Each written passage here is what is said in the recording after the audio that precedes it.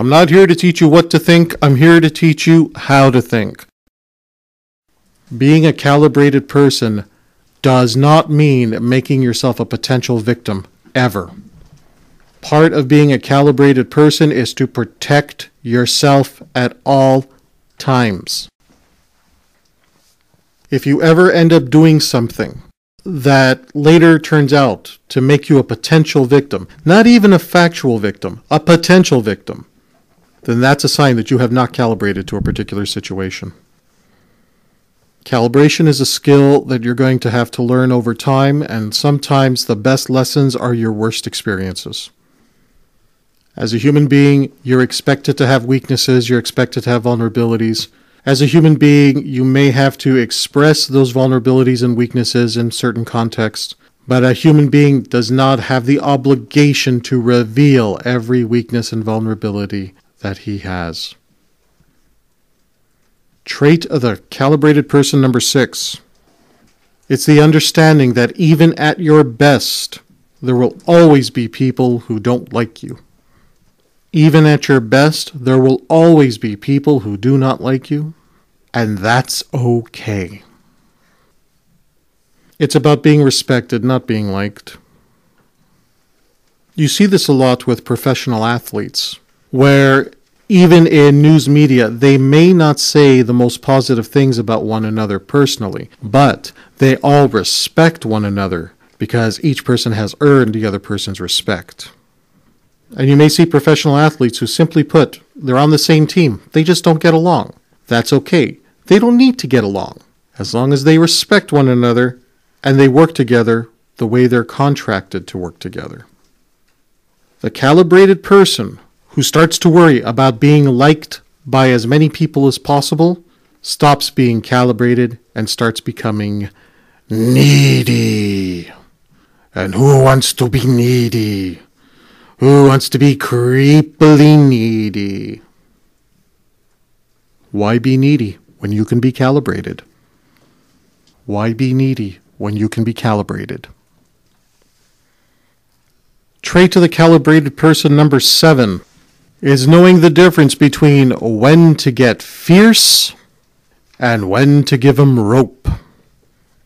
What do I mean by getting fierce? Earlier in this program, we talked about the difference between the person with charisma and the person with Chutzpa. Even a calibrated person, once in a while, may have to display some Chutzpa if the situation they're in calls for it. Another way to think about this, imagine a line.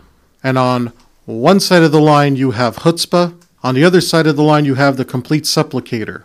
It is the calibrator that can traverse different parts of this line and be flexible. The person that we've labeled as the Chutzpah person could only be the Chutzpah person. So even a person who is calibrated may sometimes be required, due to his ability to calibrate, to employ Chutzpah. By the way, this is also one of the traits of a great leader, knowing the difference between when to get fierce and to utilize some chutzpah, and when to give a person rope, and to give them the chance, to help them develop, give them the opportunity to make mistakes and grow. As a great leader, there are going to be times where you're going to have to really slam down on someone, and there are going to be times where you're going to have to simply correct them and give them the opportunity to learn from it. Give them rope. There are going to be times where you're going to deal with very unreasonable people, or sometimes you're going to be dealing with an actual reasonable person with an unreasonable demand. During those times, you may have to get fierce. You may have to employ some chutzpah. I have met leaders of organizations and leaders of groups that sometimes, even in my opinion, they give people too many chances. I've met people who ran organizations where they get one chance. That's it. These are all simply different ways to lead. They all have their positives. They all have their consequences. You have to find the one that works for you. I cannot tell you when to get fierce and when to give them rope, because what you want long-term for your lives is going to be different from what I want long-term in my life. But I can give you this little guideline. if it's not in your best long-term interest, if it allows other people to hurt you, if it's putting you in a position where it's violating your property rights, that in those situations, I believe that getting fierce is required. Trait of the calibrated person number 8, lead by example. Leading by example covers everything. Not only does it cover things like leading an organization or a large group of people, it also covers things like how to deal with the awkwardness after sex. When in doubt, lead by example.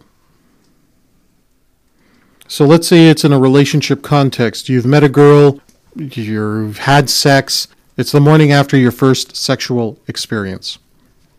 And you're not sure how she's feeling about it. And you want to make sure that she's comfortable with it. The best way to make her feel comfortable with it is for